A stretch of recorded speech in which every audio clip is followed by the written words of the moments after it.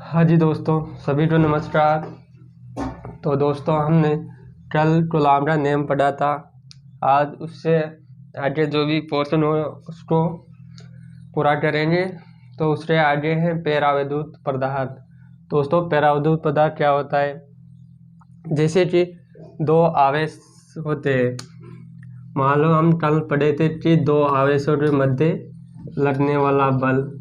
यदि इन दोनों आवेशों के मध्य कोई पदार्थ रख दे तो उसका प्रभाव क्या होगा। मान लो यहाँ कोई पदार्थ रखते हैं तो उसका प्रभाव बल पर क्या प्रभाव पड़ता है, इसके बारे में जानकारी प्राप्त करेंगे। दोस्तों, आज उसे पेराविद्युत पदार्थ कहते हैं, तो इसके बारे में जानकारी प्राप्त करेंगे आज।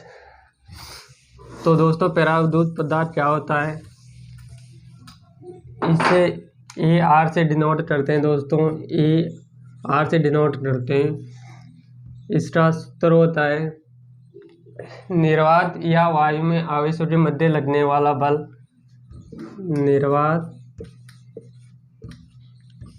या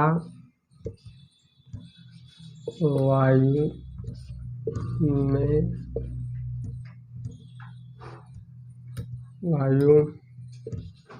माध्यम में बल अपॉन माध्यम अवशिष्ट माध्यम में आवेशों के मध्य लगने वाला अवशिष्ट माध्यम में आवेशों के मध्य बल। दोस्तों, ये होता है, हमने कल पढ़ा था उस निर्वात या वायु में जो बल लगता है उसको 1/4 एप्सिलॉन से डिनोट करते हैं, Q1 Q2 अपॉन r²।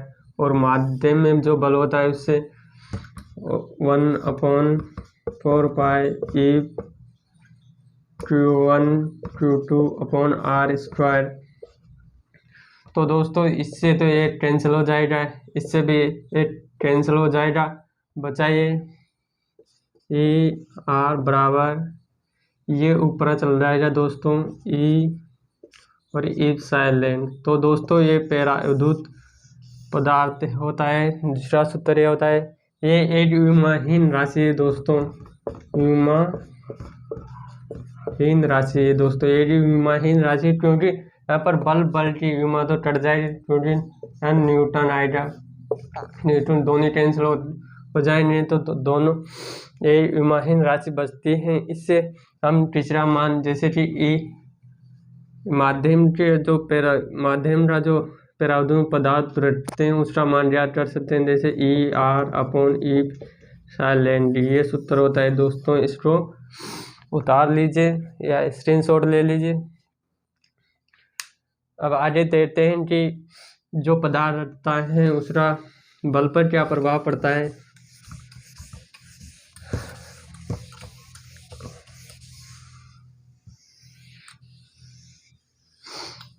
जैसे कि आवेशों के मध्य माध्यम में आवेशों के माध्यम में बल, इसको एफ एम बराबर 1/4 ई Q1 Q2 r²। इसको नंबर 8 लगा लो। इसकी जगह हमने अभी देखा था, इसकी जगह हम क्या ले सकते हैं, ए अपॉन बराबर आर एप्सिलॉन रख सकते हैं। तो इसकी जगह ये रख सकते हैं, तो एफ एम बराबर इसकी जगह 4 इसकी जगह रखते हैं A R epsilon Q upon Q2 upon r²। दोस्तों, हम जानते हैं कि जो निर्वात में बल होता है वो होता है 1/4 epsilon Q upon Q into 2R²। तो ये राशि वही ये वाली ई एप्सिलॉन को छोड़ दे, तो इसकी जगह क्या लग सकते हैं हम, F अपॉन एप्सिलॉन रख सकते हैं। तो दोस्तों हमें ए अपॉन आर आएगा, सॉरी क्या आएगा। तो दोस्तों जो माध्यम में होता है वह माध्यम में जो बल लगता है वो निर्वात की तुलना में कम हो जाता है, यानी कि F अपॉन ज़्यादा होता है FM से। तो जो भी पदार्थ हम माध्यम में लेते हैं उससे निर्वात की तुलना में कम हो जाता है, इससे बल पर कूलॉम बल पर प्रभाव पड़ता है। तो इस बात को समझ चुके हैं दोस्तों, आई होप आपके समझ में आया होगा। तो आगे चलते हैं हम दोस्तों, वीडियो को पूरा देखना, आधा वीडियो देखने में कुछ समझ में नहीं आएगा। दोस्तों वीडियो पसंद आए तो लाइक शेयर और कमेंट ज़रूर करें। दोस्तों अब आगे देखते हैं हम कूलॉम नियम के कुछ महत्वपूर्ण तथ्य देते हैं दोस्तों कि महत्वपूर्ण तथ्य क्या होता है। कूलॉम नियम के कुछ महत्वपूर्ण तथ्य हैं।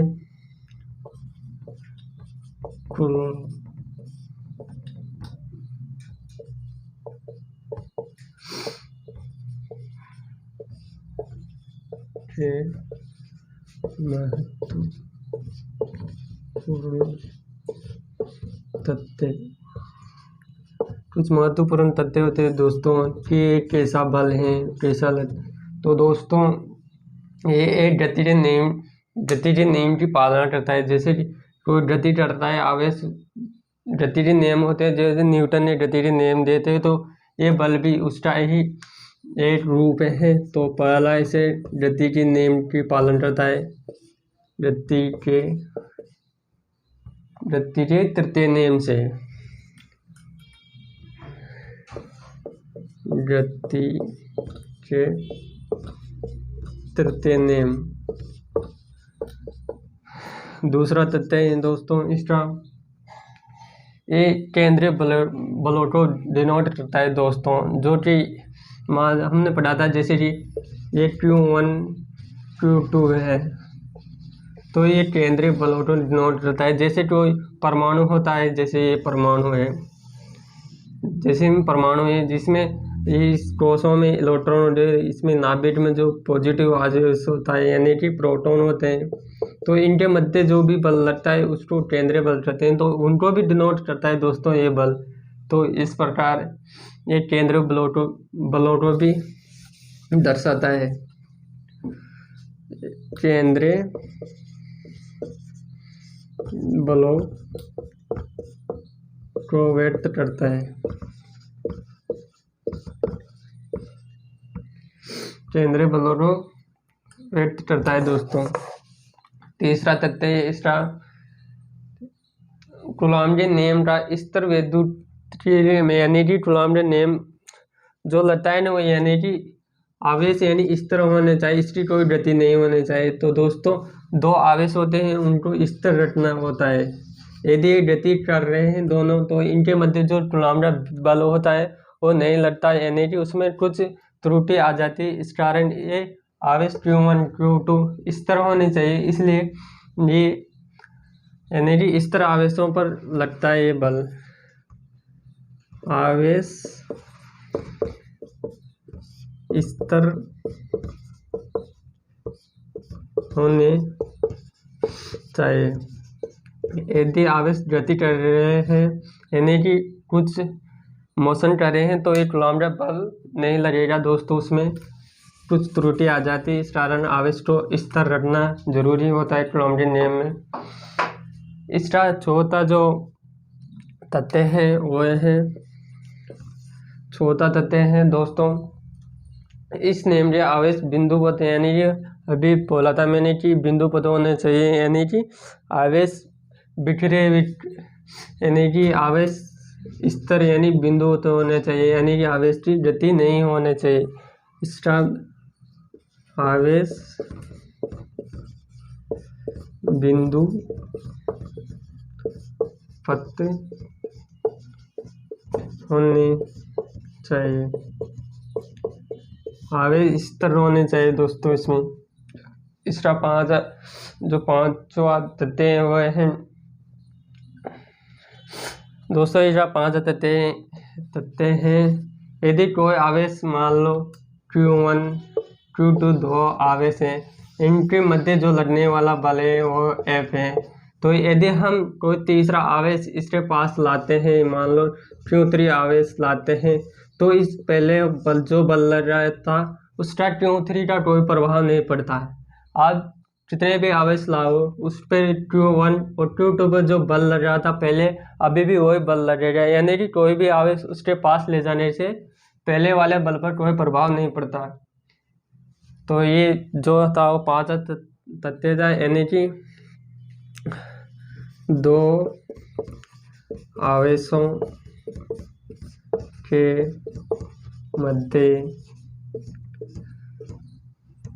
मध्य जो बल लगता है, यदि एक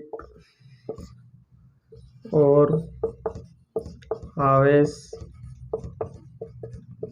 पास में लाए जाए,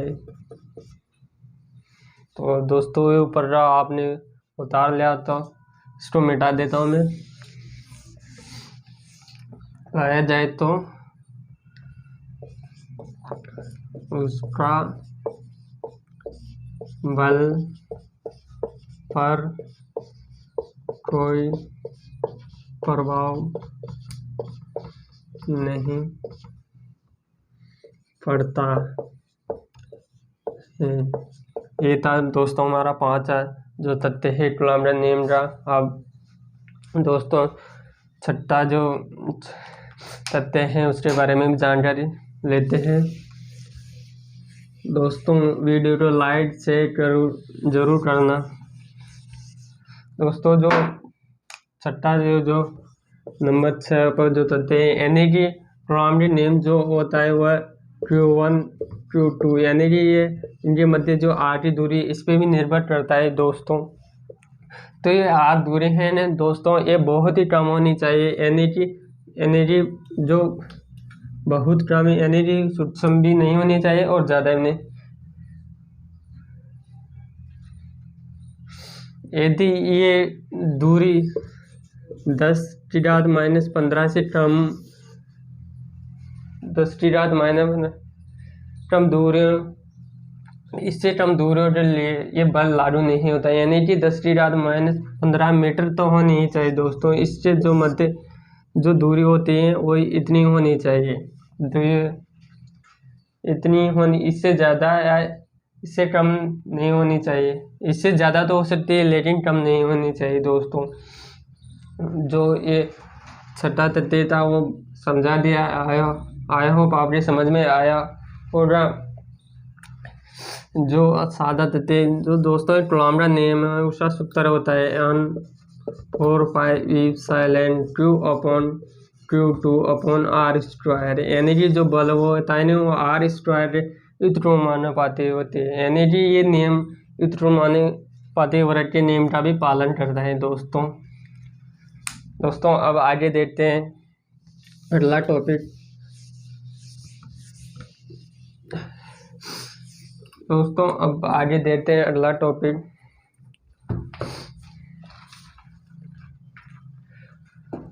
दोस्तों हमने पहले दो आवेशों के मध्य जो बल था वो ज्ञात किया था। हम अब बहुत सारे आवेशों उनके मध्य जो बल लगता है उनके मध्य भी जो यानी कि दो आवेशों के से अधिक आवेश हो तो उनके मध्य जो बल लगता है उसके बारे में भी जानकारी प्राप्त करनी है, यानी कि अध्यारोपण का सिद्धांत। यानी कि दो से अधिक आवेश हो तो उनके मध्य जो बल लगता है वो अध्यारोपण के सिद्धांत से ज्ञात कर सकते हैं।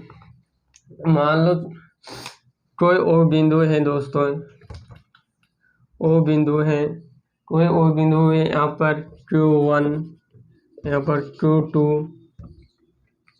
यहाँ पर Q3 आवेश होता है। Q3 क्यों आवेश हो, तो दोस्तों हमें ज्ञात करना है। मान लो तुम ऐसे मान लो, आप ऐसे कर लो Q1, Q2, Q3। तो दोस्तों इनके मध्य जो बल होता है उसके बारे में जानकारी लेते हैं। जैसे ये आवेश, इनके मध्य दूरी मान लो R1 ने R12 मान लो, इनके मध्य R23, इनके मध्य की दूरी R13। हम देखते हैं कि इन पर कुल जो बल लगता है वह कैसे ज्ञात करते हैं, तो वह अध्यारोपण के सिद्धांत से ज्ञात है। अध्यारोपण सिद्धांत से ज्ञात करते हैं दोस्तों, यानी कि जो इनके मध्य कुल बल लगता है वो देखते हैं। दोस्तों हमने पढ़ लिया पहले कूलॉम नियम की, दो आवेशों के मध्य लगने वाला बल, यानी कि Q1 और Q2 के मध्य लगने वाला बल ज्ञात करते हैं। यानी कि बल नंबर 1 Q1 Q2, यानी कि 1/4 पाई इप्सिलॉन Q1 Q2 और इनके मध्य की दूरी R12 है दोस्तों, स्क्वायर नंबर 8 लगा। फिर 2 और 3 के मध्य जो बल लगता है उसकी भी गणना करते हैं।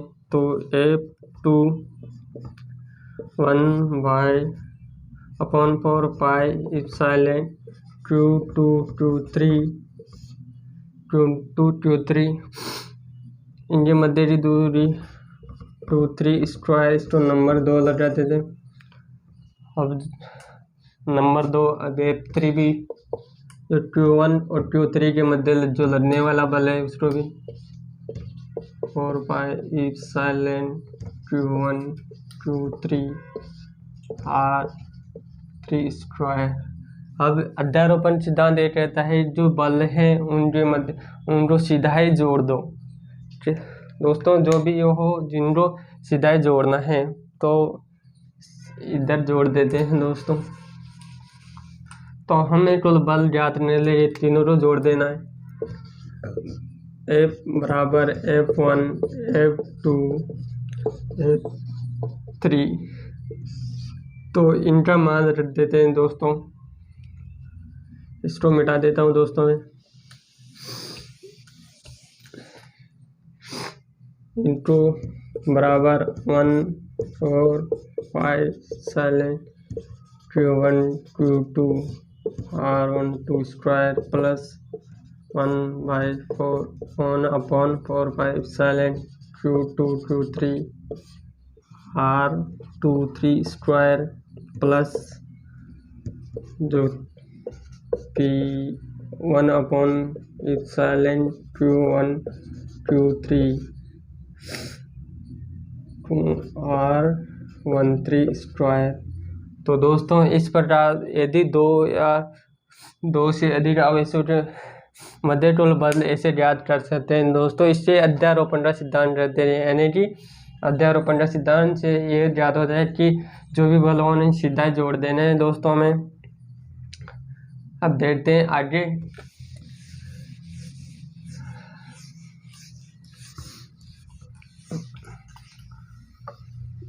दोस्तों वीडियो को लाइक शेयर करना ना भूलें। दोस्तों आगे देखते हैं। अब दोस्तों देखते हैं विद्युत क्षेत्र। हाँ दोस्तों आप पढ़ते हैं हम विद्युत क्षेत्र। विद्युत क्षेत्र इलेक्ट्रिक फील्ड। दोस्तों इलेक्ट्रिक फील्ड देखते हैं दोस्तों।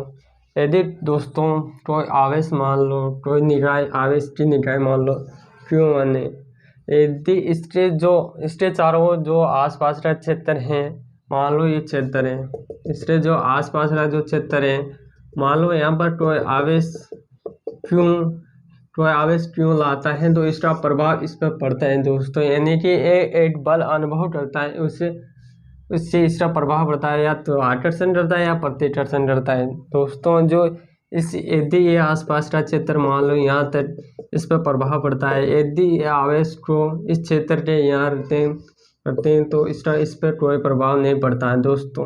तो ये क्षेत्र है ना दोस्तों, ये विद्युत क्षेत्र कहलाता है, ये क्षेत्र विद्युत क्षेत्र कहलाता है। यानी कि ये आवेश यहाँ पर लाते हैं, इस पर प्रभाव पड़ता है, यानी कि इस पर एक बल अनुभव होता है।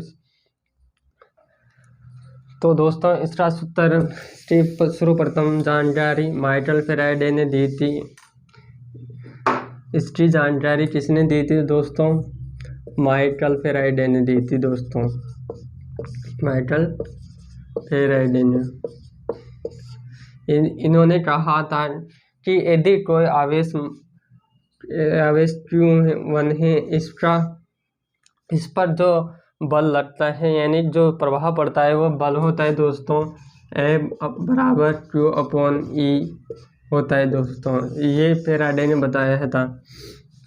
तो दोस्तों यदि हम Q को अपॉन F के नीचे ले जाते हैं तो E बराबर F/Q, यानी कि ये सूत्र आता है। इसको दोस्तों विद्युत क्षेत्र कहते हैं, विद्युत क्षेत्र दोस्तों। ये विद्युत क्षेत्र होता है, यानी कि बल अपॉन Q का अनुपात ही विद्युत क्षेत्र कहलाता है। अब आगे देखते हैं विद्युत क्षेत्र की तीव्रता, यानी कि विद्युत क्षेत्र और विद्युत क्षेत्र की तीव्रता एक ही होती है, लेकिन हम जो आवेश लाते हैं उसके पास वो विद्युत क्षेत्र की तीव्रता में एकांक यानी कि मात्रक आवेश होना चाहिए। यानी कि जो आवेश होता है ना वह ये मात्रक आवेश होना चाहिए, मात्रक आवेश होना चाहिए, यानी कि जो अनुभव करता है विद्युत क्षेत्र में वो मात्रक आवेश होता है। यानी कि इस पर जो बल लगता है वही F/, इसको Q0 से दर्शाते हैं दोस्तों। F/Q0 बराबर नहीं Q0E। यदि E का मान F/Q से ज्ञात कर लेते हैं दोस्तों तो ये होती है दोस्तों विद्युत क्षेत्र की तीव्रता, विद्युत क्षेत्र की तीव्रता दोस्तों। यहाँ पर जो आवेश है वो होता है फ्रिक्शन मात्रक आवेश होता है दोस्तों, ये फ्रिक्शन मात्रक आवेश होता है दोस्तों।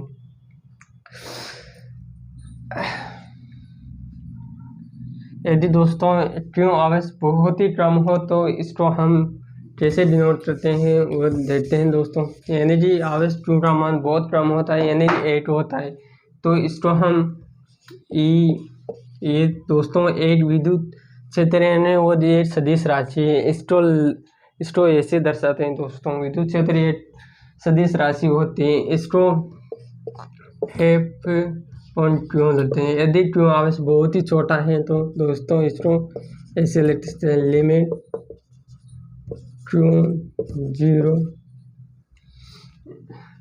F बल भी दोस्तों एक सदिश राशि होती है, तो इसको ऐसे डिनोट कर सकते हैं दोस्तों, ऐसे दर्शाते हैं इसको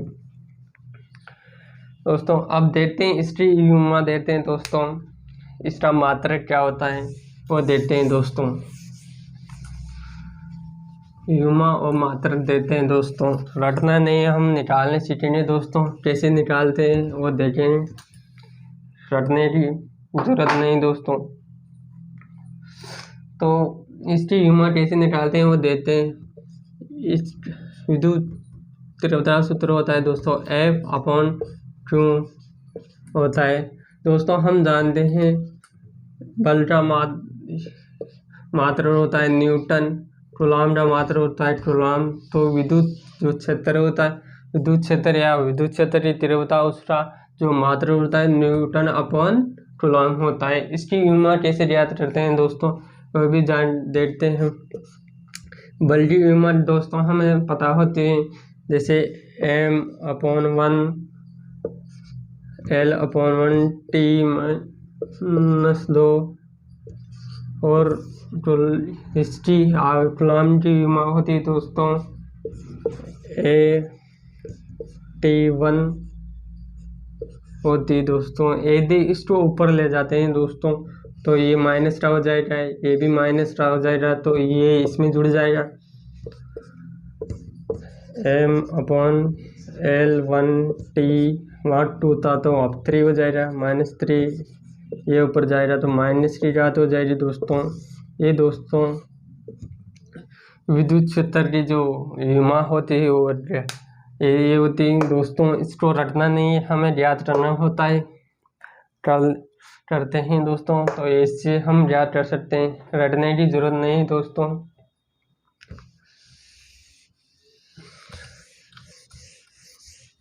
हम देखते हैं दोस्तों आगे। दोस्तों हम विद्युत क्षेत्र की जो बल होता है वो होता है Q/E होता है दोस्तों। मान लो कोई आवेश प्लस है तो उसमें जो ये बल होता है वो किधर लगेगा। तो दोस्तों मान लो प्लस Q आवेश है तो इसमें जो बल लगता है वह बाहर की तरफ लगता है दोस्तों। इसमें बाहर की तरफ लगता है जो F/Q1 होता है। और माइनस यानी कि नेगेटिव में कैसे लगता है, यानी नेगेटिव चार्ज हो तो यानी कि नेगेटिव आवेश हो तो उसको अंदर की तरफ होता है दोस्तों। ये बल होता है वो अंदर की तरफ होता है, F=Q/E ये होता है दोस्तों। तो ये भी याद रखना है, देख लेना है कि आवेश की जो दिशा होती है यानी कि बल की जो दिशा होती है वो किधर होती है, यानी कि पॉजिटिव में तो बाहर की तरफ जो बल लगता है और जो नेगेटिव यानी ऋणात्मक होता है उसमें बाहर की तरफ बल लगता है दोस्तों। दोस्तों देखते हैं कि विद्युत क्षेत्र हम इसको कैसे डिनोट करते हैं दोस्तों। मान लो कि ये कोई धनात्मक आवेश है यानी कि पॉजिटिव आवेश, ये ऋणात्मक आवेश है, तो दोस्तों इसमें जो विद्युत क्षेत्र होगा वो बाहर की तरफ होगा।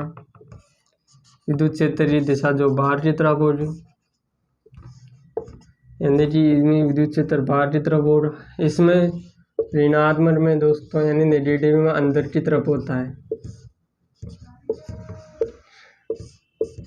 अंदर की तरफ होता है दोस्तों। अब हम आगे का जो टॉपिक है वो अगली क्लास में देखेंगे दोस्तों। वीडियो को लाइक शेयर कमेंट करना ना भूले और शेयर करना ज़्यादा से ज़्यादा पसंद आए हो तो लाइक करना। Okay bye bye.